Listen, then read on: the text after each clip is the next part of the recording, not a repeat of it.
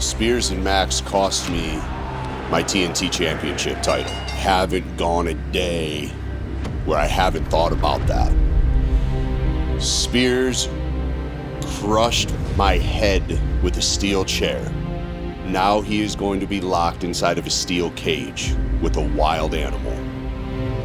They seem to forget I was in AEW's first ever steel cage match. I was in AEW's first ever octagon fight. And I was in AEW's first ever blood and guts match. So to say the steel cage is sort of my thing, you're probably right. And locking yourself inside of a cage with a wild animal isn't smart for you. Max thinks just because he's there to ref it makes everybody safe. They're not. Spears is finally going to get what he has coming as well.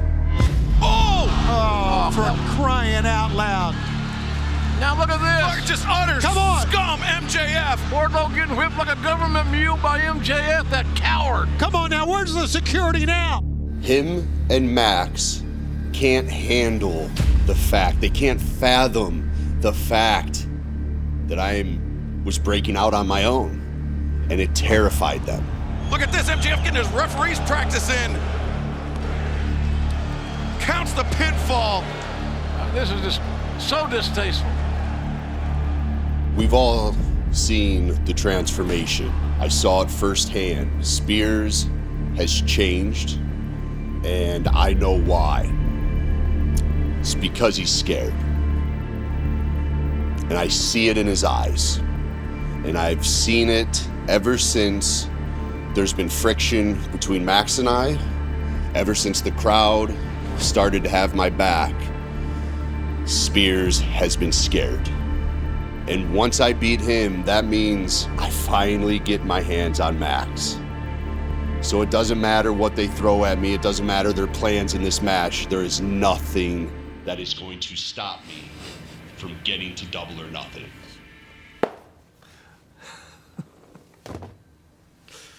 Shawn, are you scared? My father was a collector for some unique individuals, and he was good at his job. One night, he found himself outnumbered 3-1. He'd tell me years later that was the finest beating he ever took. I couldn't have been any more than 8 or 9 at the time, but I remember thinking, how could someone who looked so horrible have lived through that? I was scared. But that night changed my father forever. He became more quiet, more secluded. He became best friends with the bottle. And one night, after hanging out with said best friends, he became angry. Very angry. And I became scared. He went to the garage and he came back with one of those old school big orange industrial wrenches. I don't even think they make those things anymore. And he sat my mother down on the couch. He sat me and my younger sister down beside her. He pointed the wrench. Then he began. Eeny, meeny, miny, mo.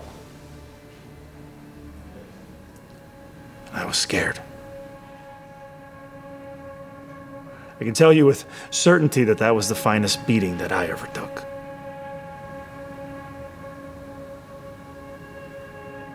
So understand this, Wardlow. Now nothing on this earth frightens me now. Nothing.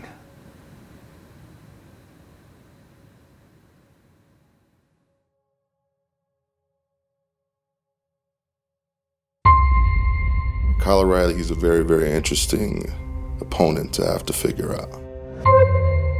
Kyle O'Reilly is a very rare commodity. He's a person that has very few holes in his game. I mean, he's well-versed in every facet of what he does. Now, Joe, I have all the respect in the world for you. I've looked up to you, I've patterned my style after you, and 6 years since you last beat my ass, in Ring of Honor, I get a chance to do it again. Joe taking it to Kyle O'Reilly. This is not the way Kyle O'Reilly wanted this matchup to go. From the ring to the locker room, Samoa Joe commands respect, and if you don't show that man the proper respect, he will beat it into you. You don't figure out men like Kyle O'Reilly. You just beat them up. You push on them, you lean on them, you break them. All that technique starts to crumble when the pressure's on. All that fancy submission work, well, it starts to fall apart once you get smashed in the face. I'm a defensive wrestler. Oh! O'Reilly scores the win! I'm willing to take two to dish out one, so you better make that first one count, because you know I'm bringing the heat. You know, some would say there's certain extenuating circumstances, other things I should be worried about. Like Bobby Fish, like Adam Cole. My head's always on a swivel. I know they're there. And I will be prepared. Is anyone ever in this business really 100%? Joe, you're beat up. You've been doing this, 25 years? I'm beat up. This is a war of attrition. These are two guys who want to fight, want to mess each other up, man. It doesn't matter who's hurt. It's who's showing up. Now, to quote the late, great Owen Hart, Samoa Joe, I'm going to kick your leg right out of your leg. See you in Vegas.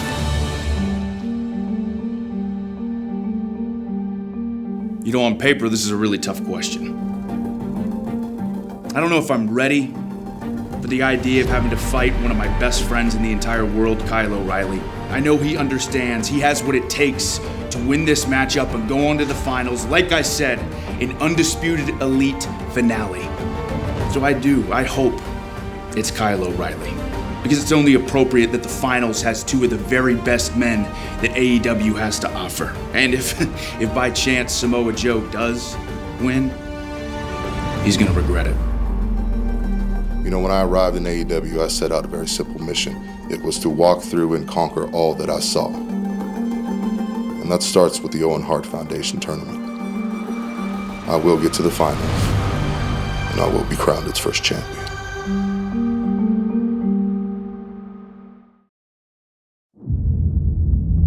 Brittany, I'm going to warn you once and once only. This Wednesday, no nonsense, no monkey business, just you and me. Toni Storm, you think you're so witty and cool with your rocker shit you have going on. I don't care.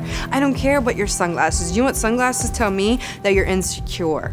When I see my opponent, I look them dead in the eye, and I want them to look at mine, because there's no fear behind these eyes. What are you hiding behind there? Your little friend, Jamie Hayter, didn't do so well against me. And neither are you.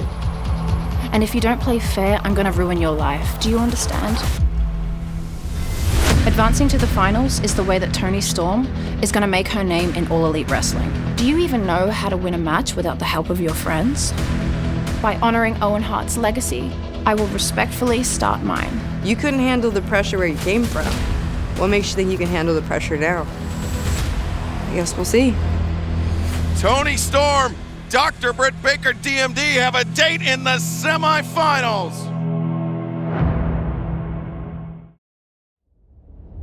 After my match in the first round with Riho, I can honestly say I've never been in more pain than I've been in my entire career. I could barely move my head. My neck hurt so bad. My back was agonizing, but that only makes me want this more. Ruby Soho, the blade another one right in her face.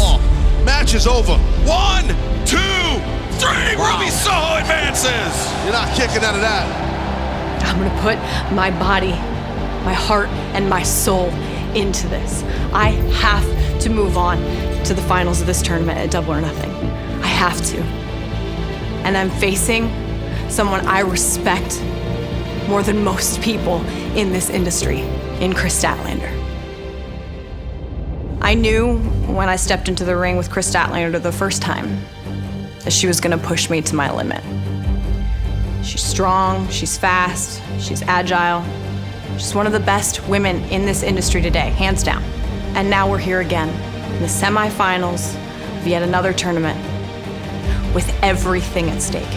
And now, I know what she's capable of, firsthand. So no part of me is taking this lightly. But unfortunately, Chris, I'm here to tell you, the result's gonna be the same. And I know that if I can manage to beat her a second time, that I will have what it takes to win the Owen Hart Foundation tournament.